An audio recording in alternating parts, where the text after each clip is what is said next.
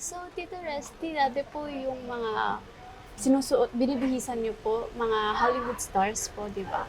So, ano po feeling na makita like yung mga creations mo, suot ng mga locals or fellow Filipinos who are also conquering the world? Yes. Nang dumating ako sa Pilipinas, wala akong kakilala. Pero somehow, most of the stylists, kilala nila ako. Ah. So, yung mga stylists ang lumalapit sa akin. So, my first major talaga sa Pilipinas na nung dumating ako dito was the SB19. So, I did outfits for them yung sa Wyatt concert, Where You At concert. I think that was their first major national and international concert I did for them. Also, I dressed up also Catriona Gray.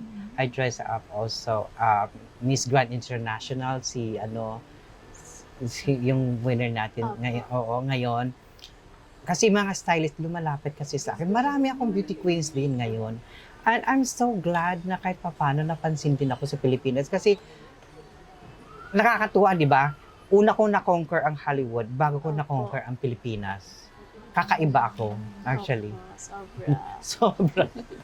So, sino po yung parang biggest Hollywood star na dressan niyo? Marami akong, sobrang dami kasi ng Hollywood na ano ko. Pero ang memorable sa akin was Thalia.